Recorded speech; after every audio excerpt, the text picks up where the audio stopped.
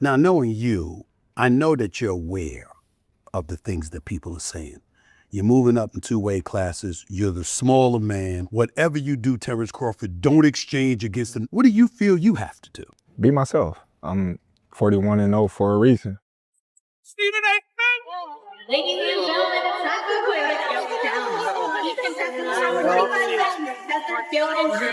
for Mayweather was undefeated for the last half of his career. For more than 20 years, people thought Floyd's 50-0 record was untouchable. He was known for his flawless defense, making even great fighters look average.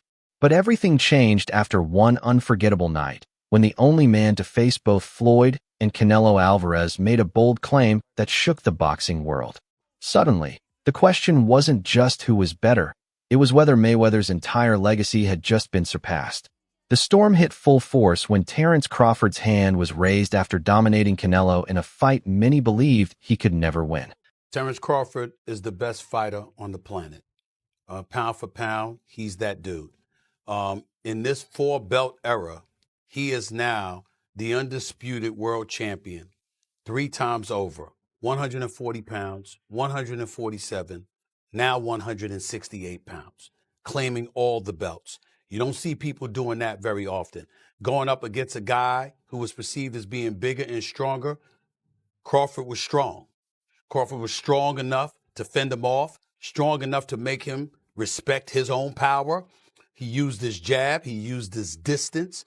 He had poise in the ring. He wasn't rattled. He backed up and moved when necessary and kept his different. He exchanged enough to gain respect when necessary. It was a brilliant, brilliant, masterful fight. But the real surprise came during the post-fight press conference. When asked to compare Terence Crawford with his former rival Floyd Mayweather, Canelo didn't hesitate for a second. With the entire world's media waiting on his response, he spoke clearly and directly. If you can, compare and contrast the fight between yourself and Floyd Mayweather Jr. and tonight's bout with Terence "Bud" Crawford, if you can. No, I think Crawford is way better than Floyd Mayweather. Coming from the only fighter alive to have faced both men, this wasn't just a casual comment. It was a bombshell that shook the entire sport. That one statement lit a fire under a debate that had been brewing for years, and it was about to pull in a major voice. Watching from the sidelines, Stephen A. Smith was instantly hooked by what unfolded. Well, I appreciate Crawford making my prediction come through. Coming into the fight, I had him winning by decision. I thought he was the superior boxer. I thought he would be able to take a punch. And as long as he didn't stay there and exchange with Canelo, I thought he could do it. What surprised me is that there were times during the fight, he did stand there and exchange with Canelo and took it. Took some body shots to the liver, took some headshots, exchanged, and still ended up winning this fight. I thought from the 8th round on, he just put on a boxing clinic, but I got to give credit where credit is due. Crawford deserved to win the fight. Smith was stunned that Crawford didn't just avoid danger. He stepped He into went the fire toe-to-toe and with exchanged. Canelo, showing not only skill but also toughness. As Smith explained, what shocked him most was Crawford's willingness to stand his ground, trade punches, and still come out on top, doing it multiple times throughout the fight. He even broke down his scorecard, giving Crawford a narrow 5-4 lead after 9 rounds before Crawford completely took over in the final 3, dominating with precision. Crawford absorbed Canelo's power, fired back with confidence, and thrived in moments where most smaller fighters would have folded. Crawford's a special fighter because he's got a mean streak. He doesn't back up from anything. He's usually the superior boxer in the ring. He finds a way to win. No matter who he's going up against, no matter what power you have, what boxing skills you have, he is truly a generational kind of fighter. He wants to go in the ring and not just beat you, but show you he was a better man. And he's not one who believes that just a knockout does that. He likes outboxing you and showing you that his skill level is superior to yours. And he showed it tonight. Stephen A. called it a masterclass and praised Crawford's brilliance. But even with all his admiration, he wasn't ready to crown a new king.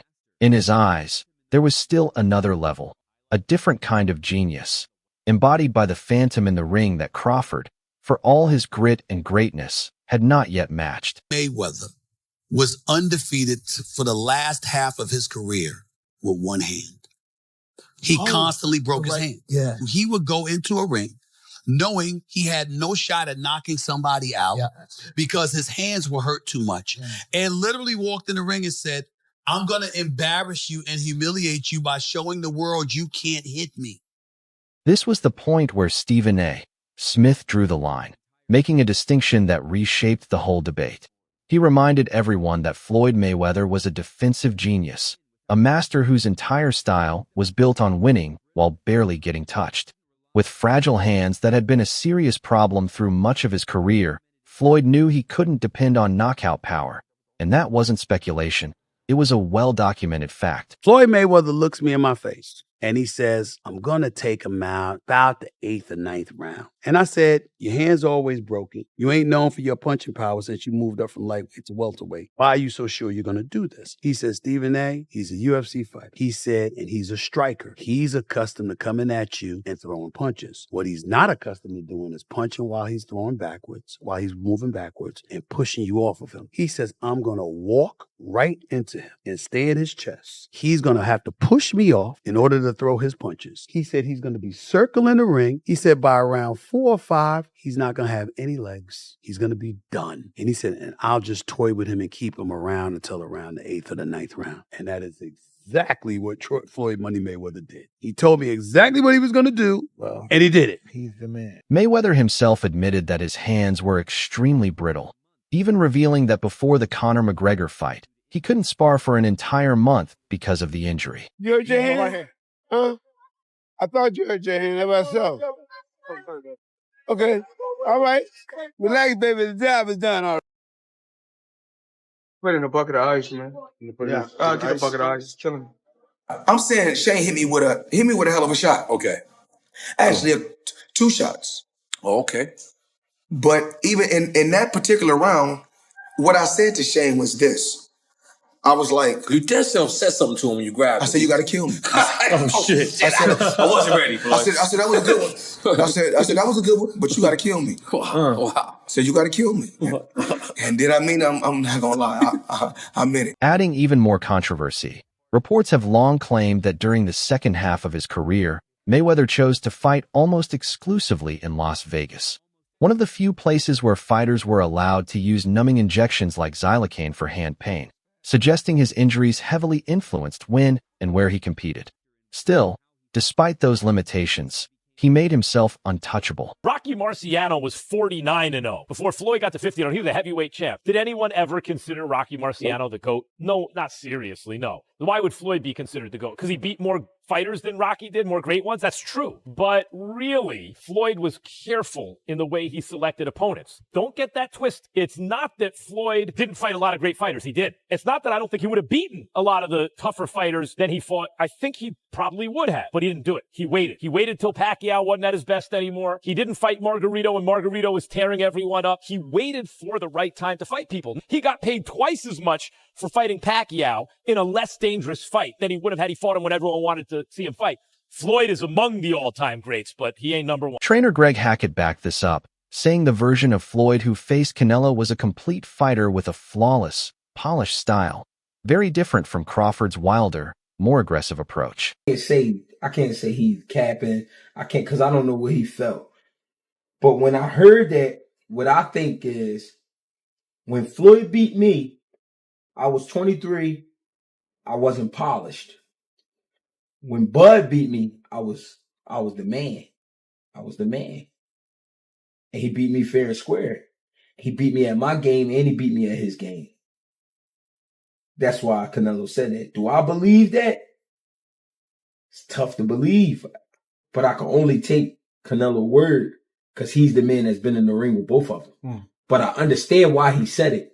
I was a kid when I fought Floyd. He wasn't a kid literally, but he was young. He was young. There was a lot he didn't know. There was a lot he didn't understand about boxing that he later on learned and got better.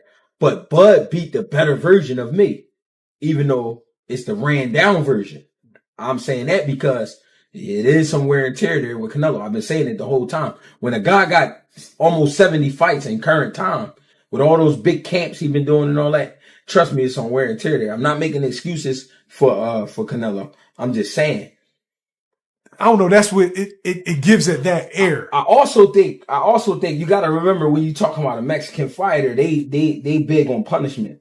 He might also feel Crawford punches harder than Floyd and took more chances than Floyd took.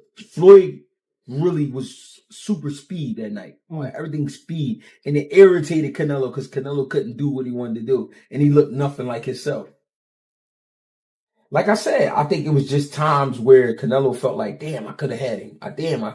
With Floyd, I think he felt like paralyzed. Like, damn, I can't catch this motherfucker. He too fast.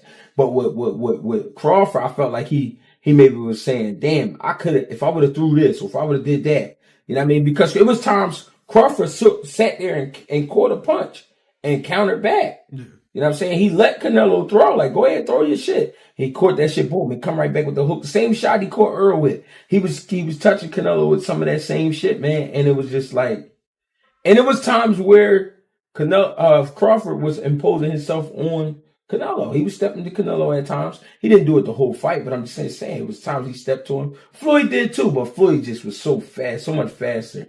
And the education was like totally different. Like when Canelo fought Floyd, Canelo was in middle school. He wasn't even, you know what I'm saying? Floyd by that time was already a Harvard graduate. You know what I'm saying?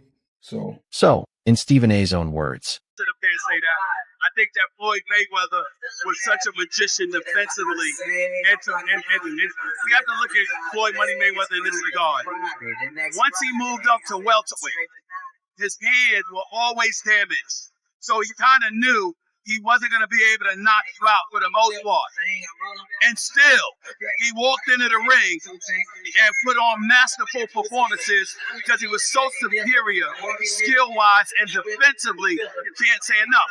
Tonight with Crawford, for example, we saw him take a punch on several occasions. With Floyd, we didn't see that too often because you couldn't hit him. That's the difference. Crawford, on the other hand, absorbed Canelo's punches and showed his toughness, proving he had the chin to withstand the pressure.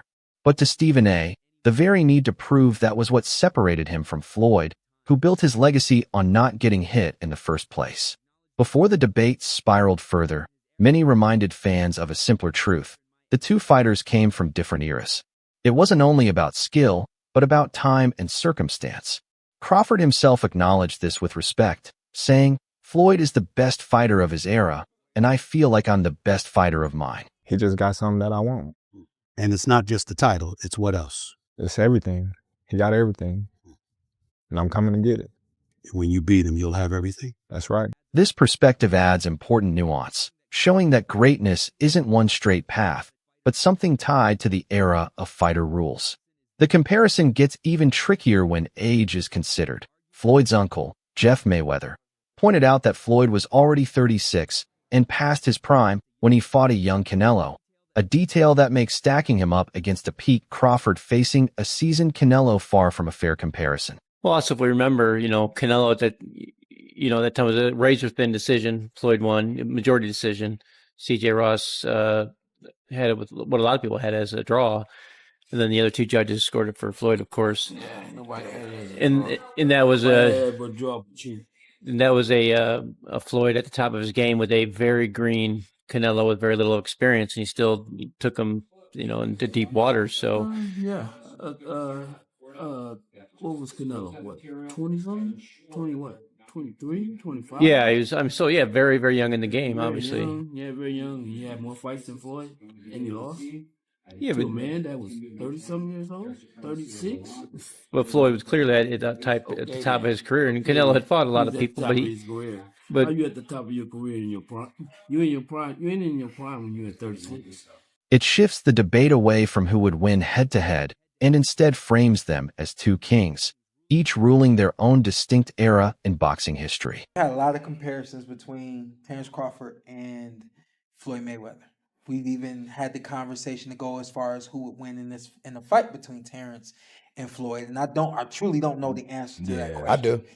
You do? Yes. Yeah. Who would win that fight? Floyd. Floyd would win that Yes, fight. sir. I Floyd love you, Terrence. always figures it out. Yeah, Yes. he's a chess super, master. yeah, his IQ in But that the funny sense is thing about crazy. it is Terrence has been the only other guy that people can say he always figures it out. Yeah. You know? Yeah, that's true. But you gotta Can't have say an that OG about somewhere. anybody though. else. Yeah. There's an OG Somebody somewhere. got to pioneer it, right? Figure Yeah, out. yeah, you got to. There's yeah. an OG you can't out-figure out Yeah, somewhere. yeah, And I just yeah. believe Floyd is that OG you can't out-figure out. The debate over their primes and defensive styles may be complicated, but one thing is undeniable. Terence Crawford owns a historic accomplishment on his record that Floyd Mayweather never came close to matching. In accomplishments, he's three division undisputed, moved up 2 divisions to beat Canelo. So he's probably he's accomplished more than Mayweather for sure. Mayweather never became undisputed, but that doesn't mean he's better than Mayweather. I think in a fight at welterweight, Mayweather in his prime would beat Crawford, and Pacquiao in his prime would probably beat Crawford. But Crawford has accomplished more. Crawford has achieved more than Mayweather in certain ways, though that doesn't automatically make him the better fighter. Mayweather never became undisputed, while Crawford did something historic by beating Canelo to become the first male boxer ever crowned undisputed champion in 3 weight divisions. The achievement was so monumental that influential promoter Turki Alalshik immediately called him the fighter of the century. To put it in perspective, Mayweather captured titles in 5 different divisions, but never held all 4 belts in any of them, while Crawford swept every belt in 3. That contrast says a lot about their legacies. Crawford explained it wasn't chance. His camp focused heavily on building strength so his body could withstand Canelo's power, and the plan worked perfectly. Still, their careers can't be measured by belts alone. Floyd wasn't just a fighter. He was the CEO of his own brand.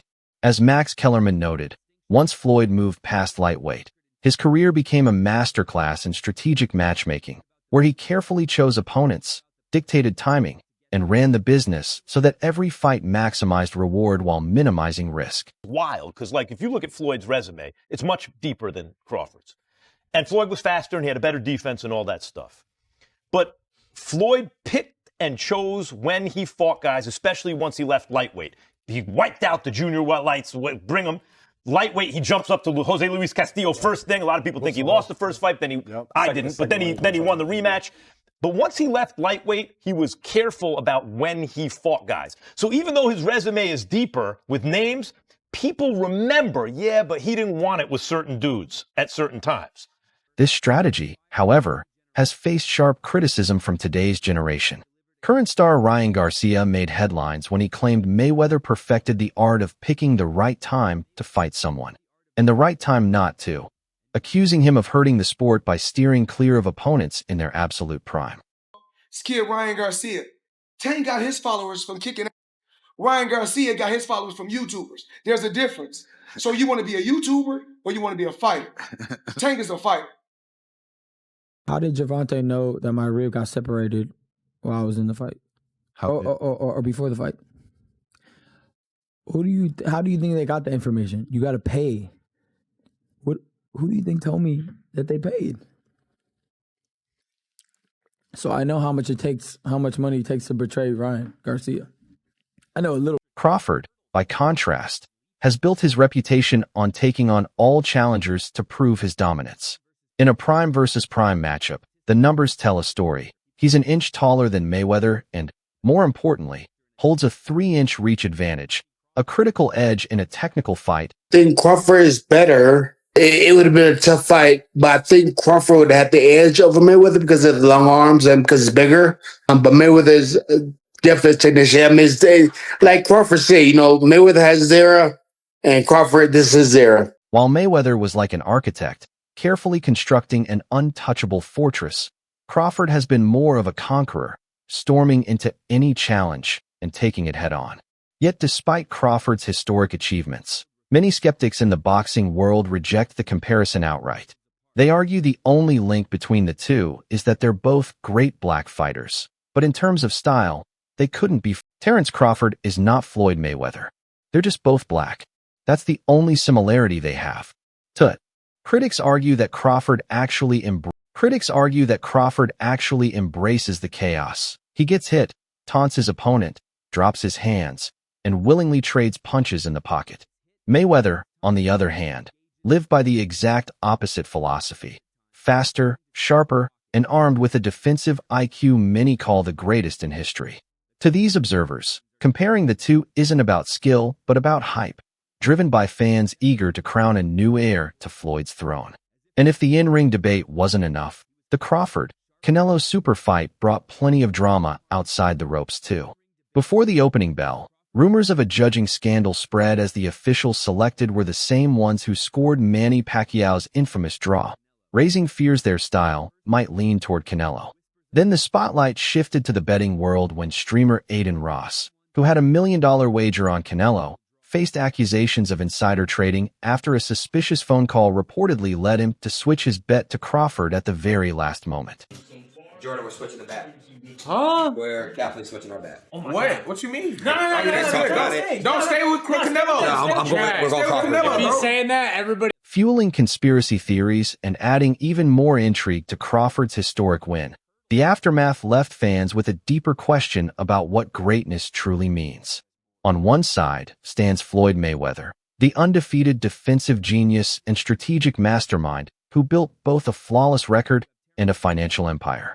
On the other is Terence Crawford, the aggressive, versatile warrior who became the first man to unify 3 divisions, taking on all comers with fearless determination. Stephen A. Smith's point wasn't just about who would win in a fight. It was about redefining greatness itself. Is it the untouchable artist who never let his flaws show, or the relentless conqueror who marched through fire to claim everything in his path? The real answer may not lie in their records, but in how each man expanded our sense of what's possible inside the ring. That's all for today's video. If you enjoyed it, don't forget to like, subscribe, and hit the bell so you never miss future uploads, and drop your thoughts in the comments below.